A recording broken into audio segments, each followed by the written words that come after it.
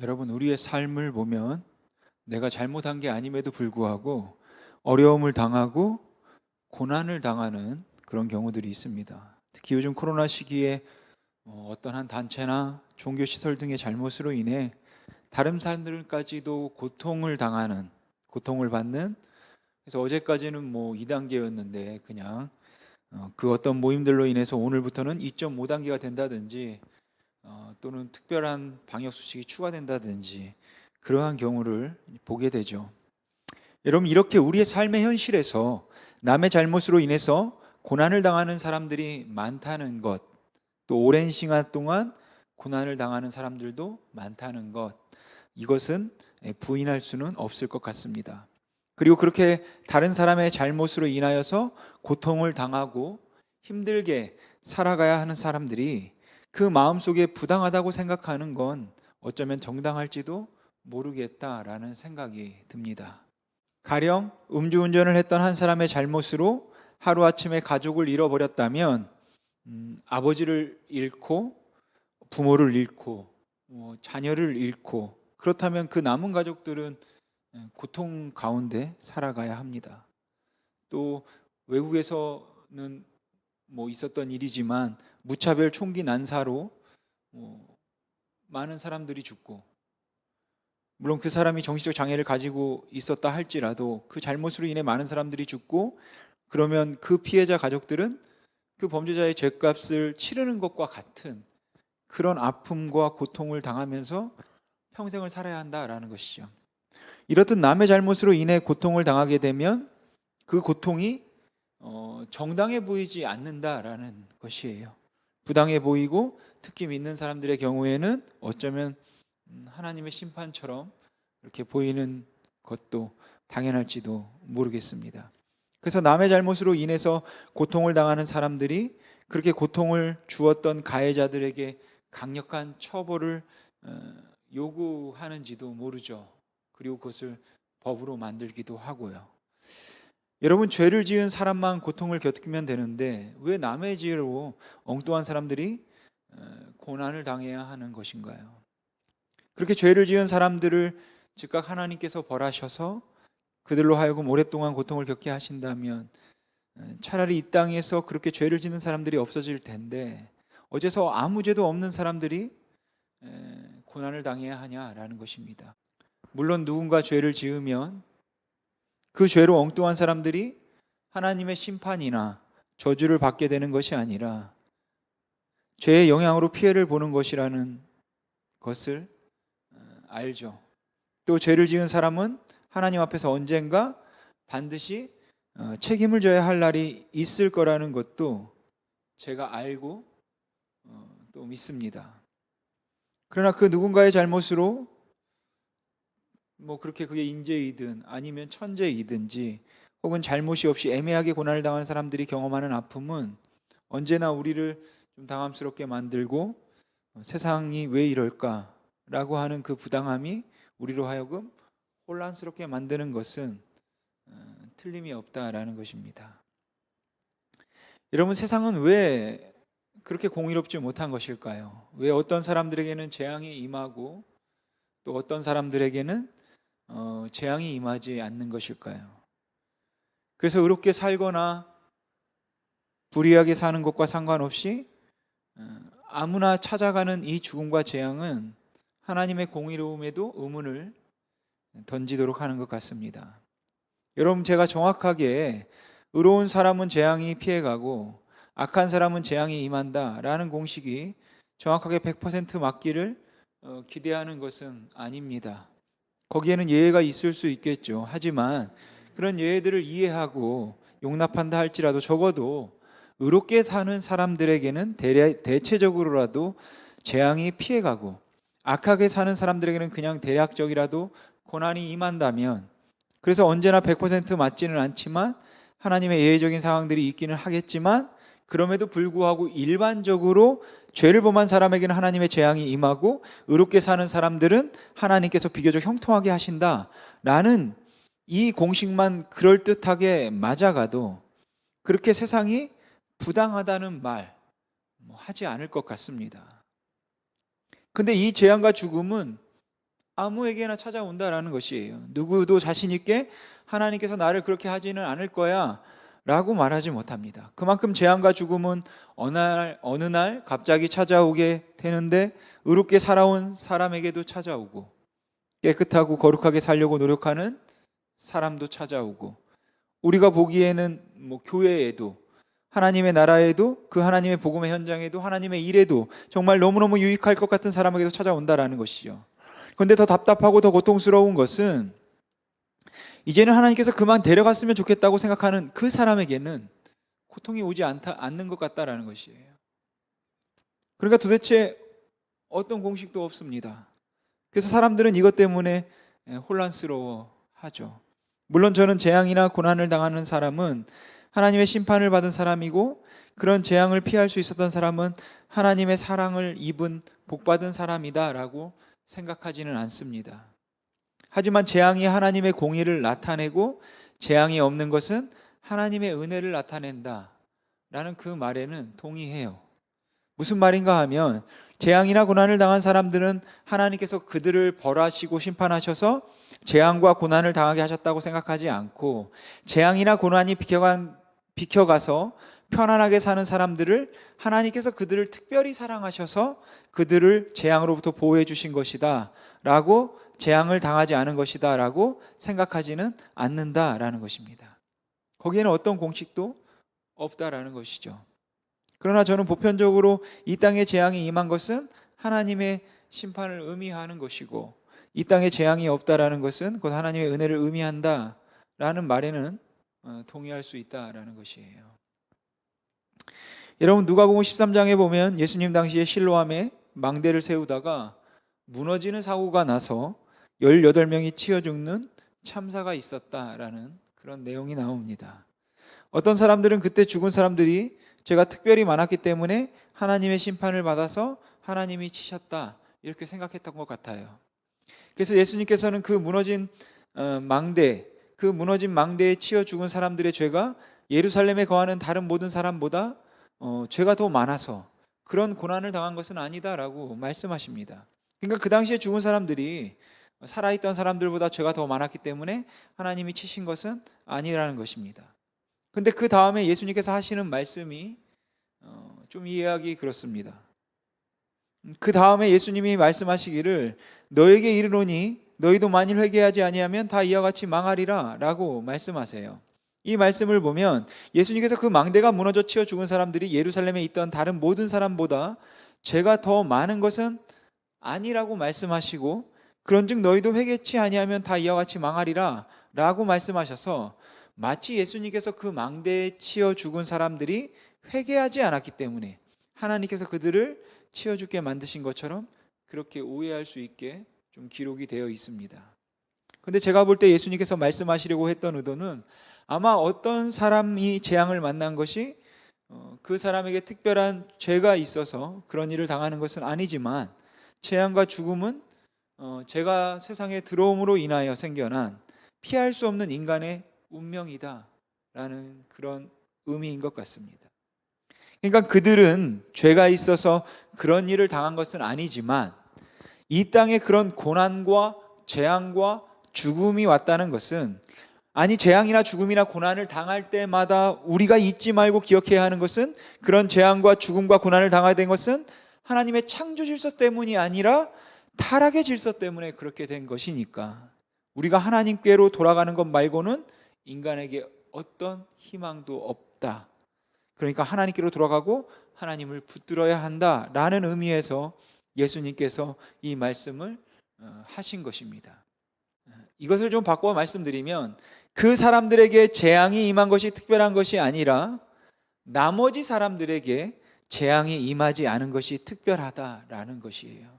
재앙을 당한 것이 불의한 것이 아니라 재앙을 당한 것이 않는 것이 은혜다라는 것입니다.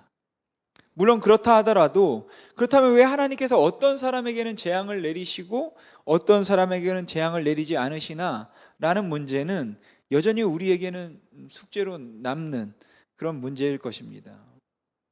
잠언, 욥기, 전도서를 읽어보면 어렴풋이 우리가 알기는 하겠지만, 그래도 그 문제의 답을 정확히 내릴 수는 없죠. 그래서 이 문제는 차치하고 오늘은 이 애굽에 내린 재앙이 임한 것이 특별한 것이 아니라 재앙이 임하지 않은 것이 특별하고, 재앙을 당한 것이 불의한 것이 아니라 재앙을 당하지 않는 것이 은혜다라는 관점에서 여러분들과 좀 살펴보고자 합니다. 여러분, 우리는 대부분 아주 자연스럽게 우리 자신을 재앙에 비껴간 이스라엘과 자꾸만 동일시하려고 하고, 재앙을 고스란히 받아내는 애국과는 동일시하지 않으려는 그런 경향이 있죠.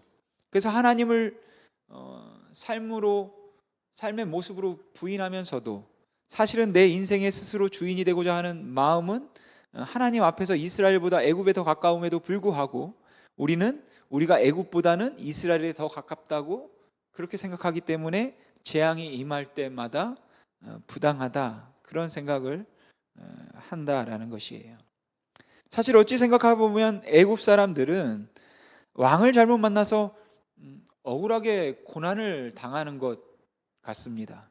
바로가 하나님의 요구를 거절할 때마다 고난은 단순히 바로가 아닌 그 백성들에게 찾아왔다라는 것이죠. 사실 바로는 마지막 재앙에서 그 장자가 죽는 것을 경험하기 전까지는 저는 바로가 9가지 재앙을 경험하면서 그가 큰 고난을 겪지 않았을 것이다, 이렇게 생각해요. 백성들은 말할 수 없이 괴로웠겠지만 왕궁에 있던 바로는 어떤 모양으로든지 사람들이 그를 고난으로부터 또 재앙으로부터 지켜줬을 것입니다. 그래서 개구리가 들끓을 때도, 이가 들끓을 때도, 파리가 들끓을 때도, 그리고 가축이 죽어갈 때도, 먹을 것이 없어졌을 때도 바로는 걱정할 필요가 없었을 것이에요. 왜냐하면 왕이니까. 여러분, 처음에 물이 피로 변하고 개구리가 올라오고 이가 생기고 파리가 들끓을 때까지 애굽 사람들이 힘들었던 것은 그냥 불편함이었을 것입니다.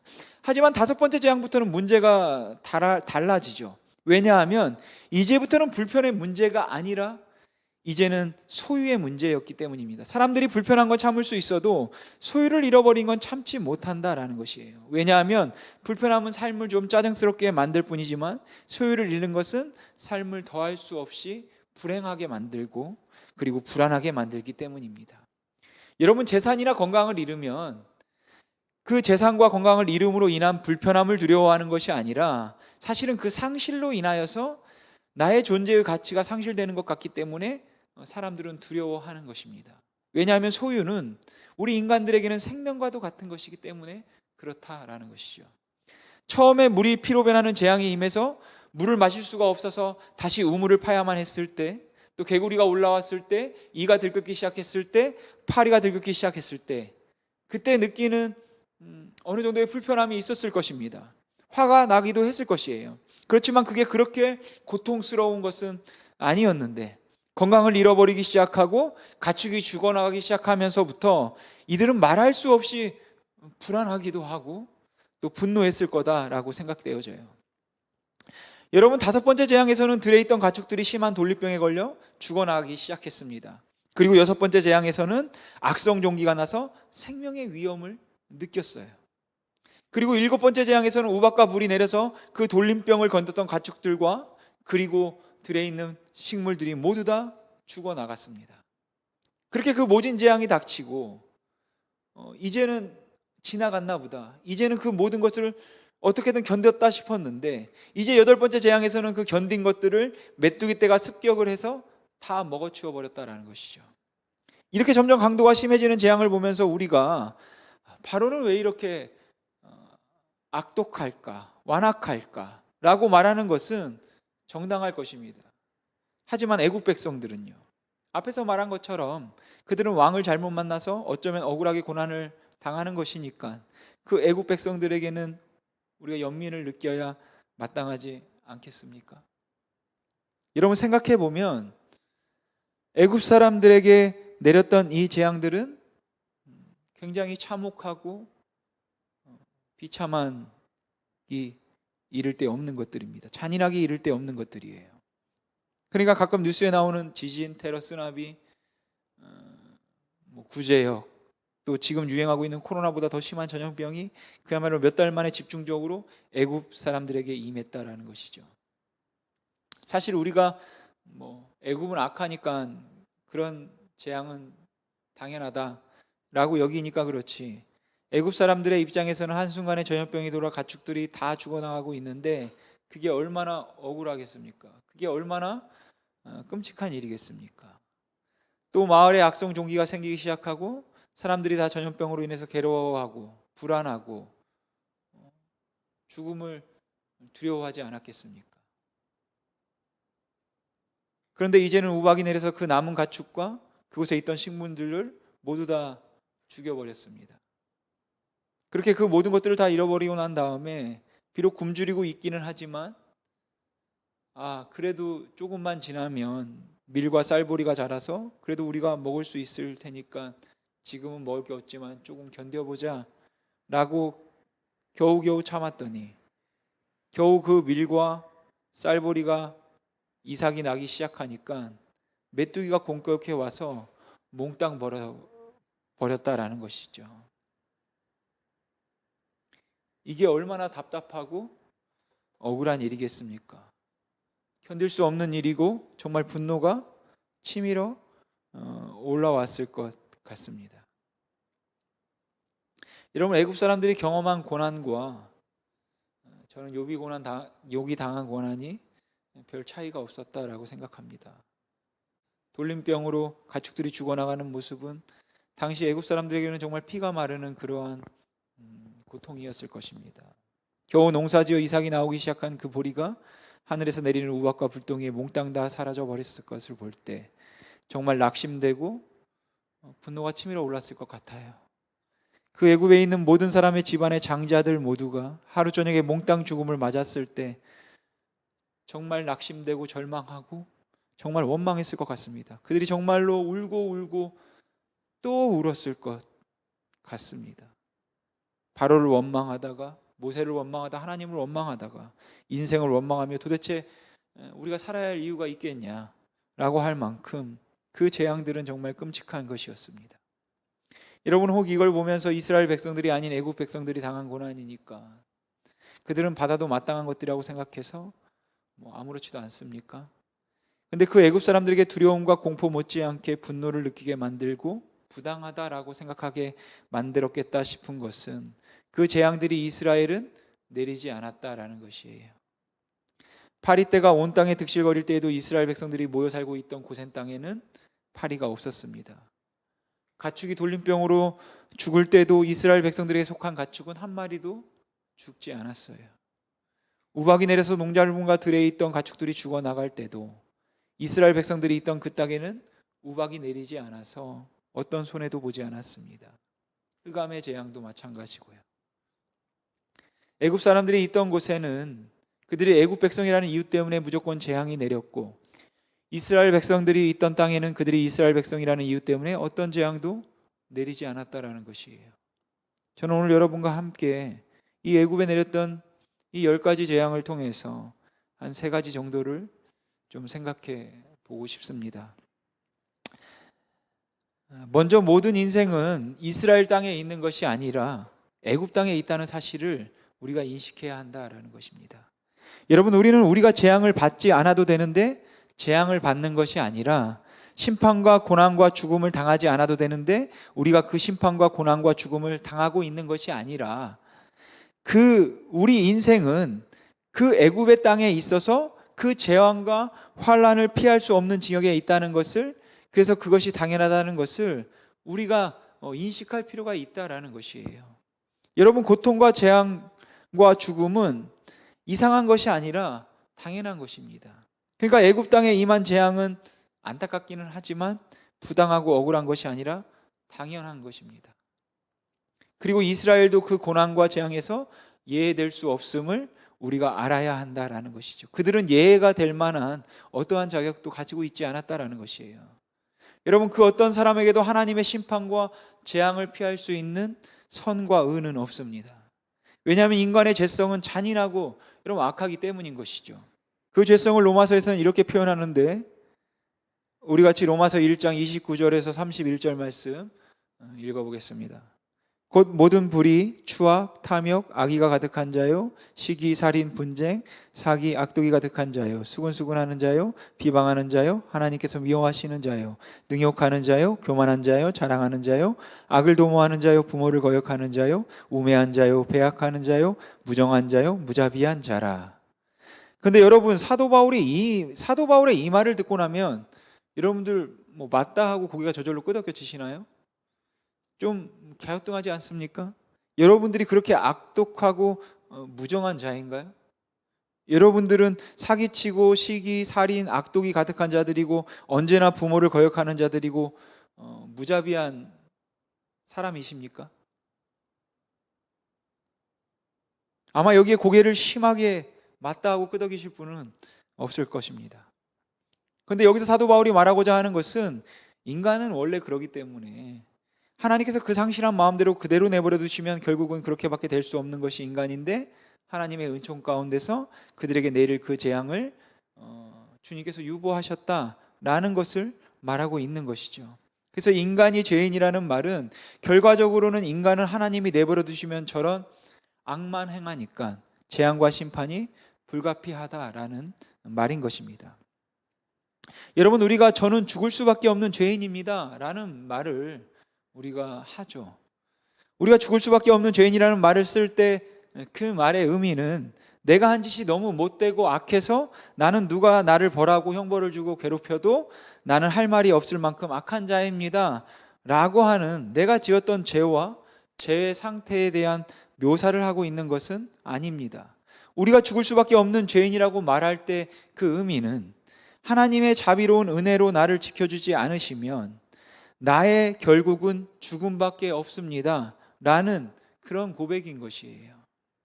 그러니까 내가 죽을 수밖에 없는 죄인이라는 것은 바로 인간의 운명이라는 것은 심판 앞에 놓여 있다라는 그런 말인 것이에요.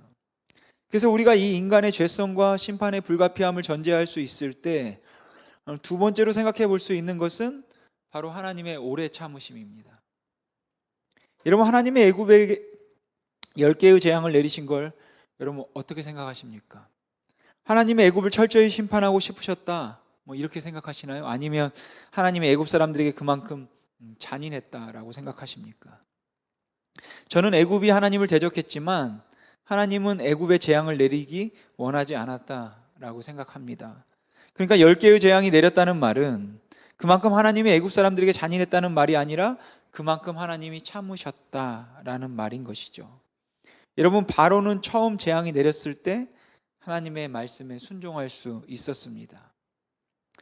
물론 이렇게 말하면 이런 구절들을 보면서 하나님께서 바로의 마음을 완악하게 하셔서 10개의 재앙이 내리도록 하나님께서 만드신 것이 아닌가라는 의문을 우리가 가질 수 있겠죠.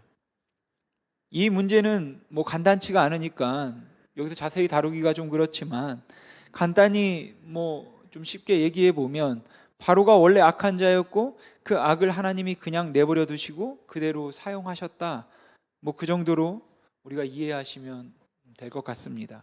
그러니까 바로의 경우에 있어서 그가 원래 악한 자였다고 한다면 그가 하나님 앞에서 회개하고 정말로 하나님을 뭐 인정하지는 않겠지만, 그래서 하나님을 섬기는 마음은 없지만 그러나 귀신도 하나님이 한 분인 것을 알고 떠는 것처럼 바로가 그 하나님을 두려워할 줄 알아서 이 이스라엘의 신, 이 하나님이 정말 세구나, 하나님과 대적하는 것은 나에게는 너무도 힘든 일이다, 이건 불가능하다 싶어서 그냥 그 하나님의 뜻대로 이스라엘 백성들을 내보내주겠다고 말했더라면 10개의 재앙을 받을 이유가 없었을 것입니다.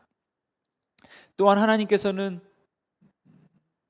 두 번째 재앙에서 애굽의 장자들을 치신 것이 아니다라는 것이죠. 그러니까 여러분, 10개의 재앙을 내렸다는 것은 하나님이 정말 잔인하게 애굽 사람들을 괴롭히셨다는 것이 아니라 사실은 그때까지 하나님이 참으셨다라는 것이에요.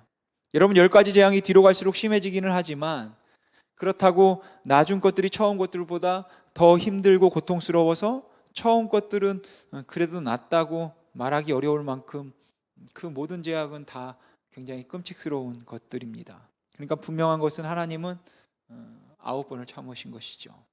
그러니까 저는 코로나 걸린 사람들이 뭐 안 걸린 사람들보다 죄가 더 많은 사람들이라고 생각하지 않습니다. 또한 단순히 다른 사람들이 회개하도록 하기 위해서 하나님께서 그 사람들에게 병이 걸리게 하셨다고, 그리고 죽음에 이르게 하셨다고 생각하지도 않습니다. 그러니까 그 재앙이 비껴갔다고 더 복을 받은 사람이다라고 말할 수 없는 것이죠. 따라서 재앙을 면했다면 적어도 그 하나님의 오래 참으심 앞에서 마음을 낮추어야 하는 것입니다. 결코 그 마음을 높일 수 없을 것이에요. 그런데 여러분 정말 그렇습니까? 그 재앙 앞에서 선교사가 되어서 또 목사가 되어서 교회들이 앞장서서 우리는 재앙이 피해갔다고 하나님께 영광을 돌린다고 하고 거기에 아멘하고 박수치고, 너무 교만한 것 아닌가요? 너무 무례하지 않습니까? 마지막 세 번째로 생각해 보고 싶은 것은 바로 이스라엘을 향한 하나님의 사랑입니다.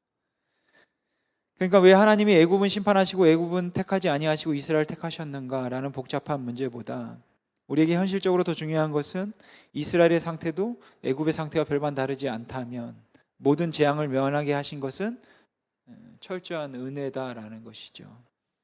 여러분, 하나님은 이스라엘에게 재앙을 내리지 않으셨어요. 왜 그렇습니까? 그건 모릅니다. 그렇지만 분명한 것은 이스라엘 백성들에게는 그 하나님의 재앙을 면할 만한 자격은 없었다라는 것이에요. 그래서 그들에게는 하나님이 이래서 나를 벌하지 않았다고 말할 만한 그 어떤 근거도 없었다라는 것이죠. 물론 이 재앙 사건이 예수 그리스도를 통해서 그를 믿는 자들에게 하나님의 심판이 임하지 않을 것을 상징적으로 보여주는 사건이기도 하겠지만 이것은 틀림없는 철저한 은혜라는 것입니다. 여러분, 우리가 복음의 은혜라는 말을 할 때 그 은혜의 가장 중요한 특징이 무엇인지 아십니까? 은혜란 아무 받을 자격이 없는데도 불구하고 임한 사랑, 여러분 그걸 은혜라고 부르는 것입니다. 우리가 은혜라는 이야기를 할 때 너무 큰 사랑을 입었기 때문에 그 사랑이 너무 커서 그것을 단순히 은혜라고 말하는 것뿐만 아니라 받을 자격이 없는데도 불구하고 그것을 받았다는 사실로 인해서 우리는 그것을 은혜다라고 말하는 것이에요. 그러니까 하나님의 사람들이 느끼고 있는 감격도, 감사함도, 겸손함도, 심지어 부끄러움도 그것은 크고 특별한 사랑을 입었기 때문에 그뿐만 아니라 그것은 바로 받을 자격이 없음에도 불구하고 그것이 나에게 임했다는 사실 때문인 것입니다. 그래서 이 구원의 은혜를 입지 못한 사람들 앞에서 그 구원의 은혜를 입었다고 말하는 사람들은 어쩌면 빚진 자의 심정이 되어야 하고 미안함을 느낄 수 있어야 하는데 마치 우리 안에 그 은혜를 받을 만한 무언가가 있다 싶어서 함부로 판단하고 정죄하고 교만해지는 것은 아닌지 모르겠다라는 것이죠. 여러분, 요즘 우리 교회들이 복음을 놓쳤다, 복음을 회복해야 된다라는 말을 자주 합니다. 근데 복음을 놓쳤다는 말의 의미는 단순히 예수를 믿고 구원을 받는다는 그 메시지를 잃어버렸다는 의미뿐만 아니라 이 은혜가 아무런 자격도 없고 가치도 없는 사람들에게 임했다는 사실에 대한 그 인식이 없어서 심지어는 믿음조차도 자신의 공적으로 삼으려고 하는 데 있다라고 생각해요. 여러분, 이 세상에서 재앙을 당하고 고난을 당하는 그런 사람들을 보는 기독교인들의 시각이 어떻습니까? 나만 아니면 돼, 이런 거 아닌가요? 우리가 특별해서 하나님이 지켜줘. 그래서 코로나 같은 거 안 걸려. 과학적으로 하나님이 지켜줘. 어디서 이런 말도 안 되는 막말을 짓거립니까? 방역 수칙을 지키지 않아도 기도만 하면 코로나가 피해가나요? 여러분, 이게 얼마나 교만하고 얼마나 무례한 것입니까? 결국은 믿음과 열심도 자기 의를 드러내는 것처럼 밖에 보이지 않는다라는 것이죠. 자기 자랑밖에 되지 않는다라는 것이에요. 그러니까 아직 예수 그리스도의 은혜를 모르는 사람들, 믿어지지 않아서 자꾸 의심하고 자꾸 고민하고 도저히 믿어지지 않기 때문에 자꾸만 이의를 제기하는 그런 사람들에게도 재촉할 것이 아니라 이것이 나에게 무조건 임한 은혜라는 것을 생각하면 그냥 그 하나님의 은혜에 감사할 뿐만 아니라 그 은혜를 누리지 못하고 있는 사람들 앞에 부끄러움과 미안함을 느껴야 된다라는 것입니다. 그것은 철저하게 나는 아무것도 아님에도 불구하고 하나님께서 그렇게 주신 은혜이기 때문에 오히려 어떻게 보면 우리가 당황스러워야 된다라는 것이죠. 근데 그것이 당연한 것처럼 생각되어서 믿지 않는 사람들을 보면 손가락질을 하고 정죄를 하고 세상에서 고난당하거나 핍박을 당하거나 재앙을 만난 사람들을 보면 하나님 앞에서 나는 하나님이 구별한 특별한 사람이다. 오 하나님, 내가 저들과 같지 아니함을 인하여 감사합니다. 라고 오히려 기뻐하면서 하나님이 나를 사랑하시고 나에게 복을 주셨다는 그 말이 마치 내게 하나님의 그 사랑과 은혜를 입을 만한 가치와 자격이 있어서 그런 것처럼 교회들이 그렇게 외치고 있지 않냐라는 것이, 그렇게 외쳤지 않냐라는 것입니다. 그리고 그걸 들은 세상 사람들이 주먹을 불끈쥐고 여러분 분노하지 않겠냐라는 것이에요. 그래서 그들이 하나님 앞에 이거는 부당하다고 말하는 게 어쩌면 당연하다라는 것이에요. 여러분, 철저한 은혜임을 인정할 때 하나님께서 이스라엘 백성들에게 재앙을 내리지 않게 하셨음이 너무나도 당황스러울 만큼 왜 주님께서 이렇게 하십니까? 라고 그렇게 말할 만큼 철저하게 은혜를 인정할 때 재앙을 만난 사람과 여러분 나누고 싶은 마음이 생기고 고난 중에 있는 사람 앞에서 미안한 마음이 생기는 것입니다.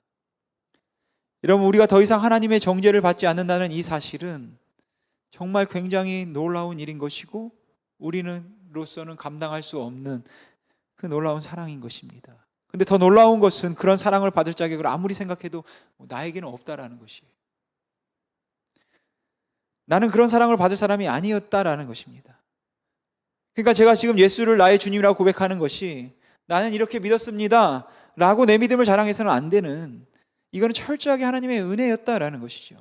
그리고 그것이 은혜였다고 철저하게 우리가 생각한다면 믿지 않는 사람들을 보면 그 마음속에 안타까움과 미안한 마음이 들어야 하는 것입니다. 그러니까 우리가 이 땅에서 살아가면서 모든 사람들이 결국 하나님의 심판과 재앙 가운데 있어야 마땅함에도 불구하고 하나님께서 나에게 형통함을 주시고 나를 부유하게 하시고 나를 풍요롭게 하시고 나로 하여금 고난과 재앙과 궁핍함을 경험하지 않게 해주신다면 하나님이 저들과 같지 않게 나를 사랑해 주심이 너무 감사합니다 라는 말을 할 것이 아니라 그 고난과 재앙과 궁핍 가운데 있는 사람들 앞에서 죄송스러운 마음이 있어야 한다는 것이에요. 오늘 하나님 어찌하여 나에게 이런 은혜를 베푸셨습니까? 라는 그 말이 다른 사람들 앞에서 교만하게 목을 세우지 못하게 해야 하는 것입니다. 그런데 이 은혜를 받은 사람들이 너무 교만하고 너무 무례하다라는 것이에요. 자신이 믿었다는 것이, 그래서 교회에 다니고 있다는 것이 자격이 아니라는 것을 모르고 있다라는 것 같다라는 것이죠. 그래서 복음을 잃어버린 것 같습니다. 모두들 서로 자랑하려고 하고 우리 교회는 이 재앙이 피해갔다는 것을 자랑하려 하고 그게 복이라고 자랑하고 특별한 은혜라고 자랑하고 하나님 앞에 내가 어떻게 살았기 때문에 어떻게 복을 주셨느냐 하는 것을 자랑하려고 한다라는 것이죠. 근데 여러분, 우리가 우리 안에 아무것도 자랑할 수 없다는 것을 알 때 오직 예수 그리스도의 그 구원의 은혜 때문에 죽을 수밖에 없던 내가 하나님의 자녀가 되었다는 사실에 대한 인식을 할 수 있을 때 그때 비로소 우리는 그 복음에 대한 열정이 생길 뿐만 아니라 약하고 아프고 가난하고 병든 사람들 앞에서 재앙 가운데 있는 사람들 앞에서 감히 고개를 들 수 없을 만큼 미안함을 느끼게 된다라고 여러분 생각합니다. 그리고 저는 그게 은혜다라고 생각합니다. 그래서 은혜를 입은 사람들은 이 땅에서 고난당하고 여러분 재앙을 만나고 힘들어하는 사람들 앞에 하나님이 저주를 하셨다라는 말을 하거나 아니면 정죄하고 가르치려 하기보다는 우선은 정말로 그 하나님의 은혜 앞에서 그걸 나도 받아야 마땅한데 그런 재앙들은 나에게도 임하는 것이 마땅한 것인데 그것이 피해갔다는 사실로 인한 그 경외함이, 그 두려움이 있어야 할 것 같습니다. 하나님, 이것은 하나님의 은혜였습니다. 사랑하는 성도 여러분, 저와 여러분이 이 자리에 있는 것은 여러분 은혜입니다. 우리가 하나님 앞에 자랑할 것도 내놓을 것도 하나님 앞에서 다른 사람들을 판단하거나 정죄하거나 다른 사람들을 무시할 수 있는 것도 여러분 아무것도 없습니다. 왜냐하면 철저하게 다 은혜이기 때문인 것이죠. 그리고 그것이 바로 복음인 것입니다. 우리 심이 있는 교회가 이 복음 위에 바로 서 나가길 주님의 이름으로 소망합니다. 기도하겠습니다.